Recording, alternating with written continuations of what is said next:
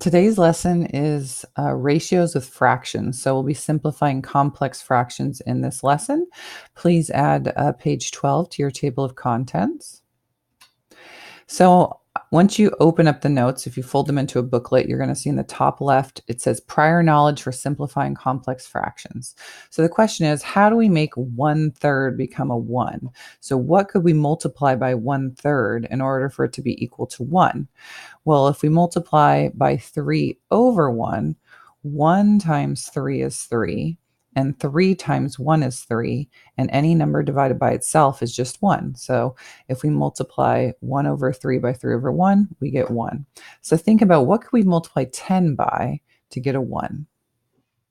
Well, if we put this 10 over 1, because any whole number can be made into a fraction by putting it over 1, and we put a 10 in the denominator and a 1 in the numerator, then 10 times 1 is 10, and 1 times 10 is 10, and anything divided by itself is just 1. So what do you think we would do here based on this pattern in order to get 6/11 times something to be equal to a 1? 11 over 6. And you could also think of cross-canceling. 6 divided by 6 is 1. 11 divided by 11 is 1. Or 66 over 66 is equal to 1. And then over here, we're also going to do the same thing.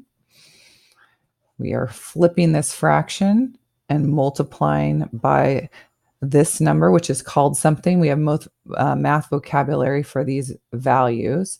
And then in class, I have students give me numbers. So in your note sheet, please put a number here over another number, a fraction, and then put the number that would multiply times it to equal 1. See if you can remember the word. It starts with an R. These two numbers are called reciprocals. Recip means you flip the fraction. Recip, flip, reciprocals. So any number divided by 1 will equal, so 100 divided by 1 is 100, so it equals itself. For example, 8 divided by 1 is just equal to 8.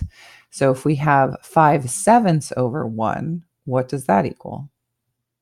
Just the value itself, which is 5/7. So anything divided by 1 is just itself, because it's all it's saying is $8 split into one group, or $8 given to one person. That person gets $8. 5/7 of a pizza split into one group, or 5/7 of a pizza given to one person. They get 5/7 of the pizza.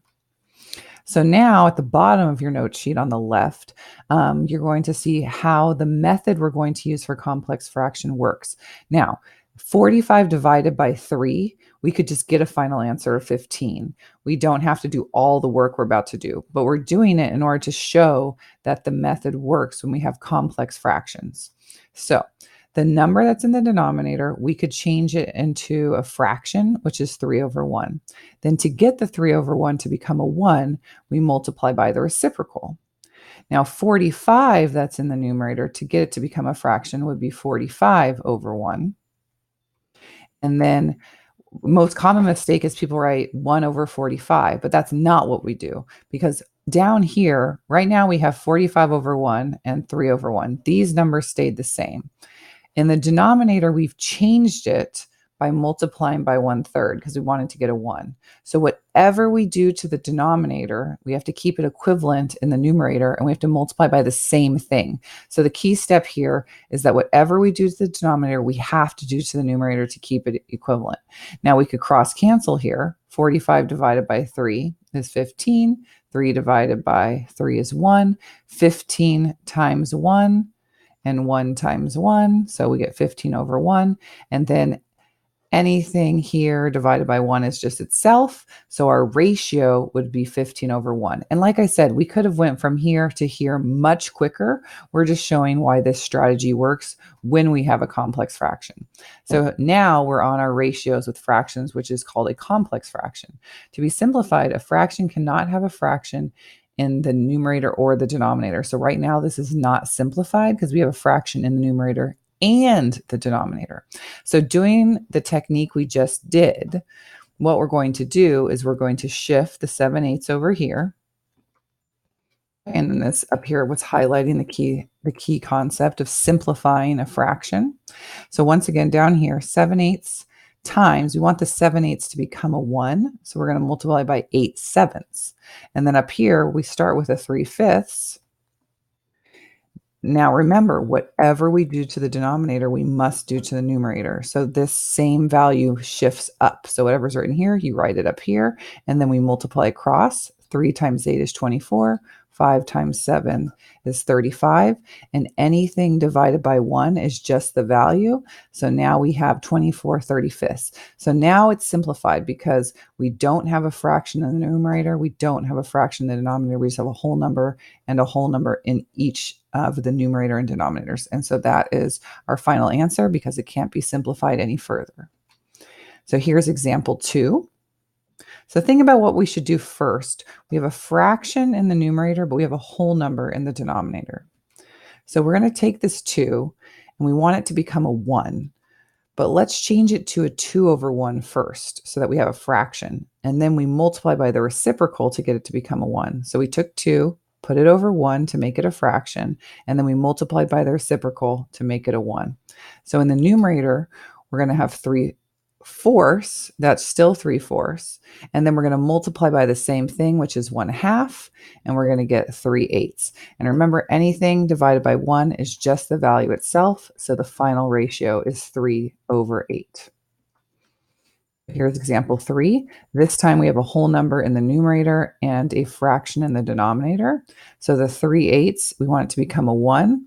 So we're going to take 3/8 and multiply by 8/3. That's our reciprocal. And then the 6, we're going to change it to a fraction. So we have 6/1, and then we're going to multiply by the reciprocal down here. So we shift this one up. Remember, whatever you do to the denominator must be done in the numerator and vice versa. So we're going to get 48/3. Now this one can be simplified. You could have cross-canceled the 6 and the 3, divide by 3 here, or you have to divide by 3 in your final step. And the final answer is 16/1. And we leave it a fraction because it's a ratio. It's a comparison of 16 to 1 of something. We don't have units on this problem, so we don't know what we're comparing, but it is a 16 to 1 comparison. Okay, go ahead and pause the video and try this one. So we're going to take this denominator. We want it to become a 1. So we're going to multiply by the reciprocal, which is 10/9. We're going to take the numerator value, which is 3/5. It stays 3/5. And then we're going to multiply by the same number we multiplied the denominator by. And we're going to get 30/45. So you could simplify by cross-canceling here, 10 divided by 5. And we could divide each of these by a 3.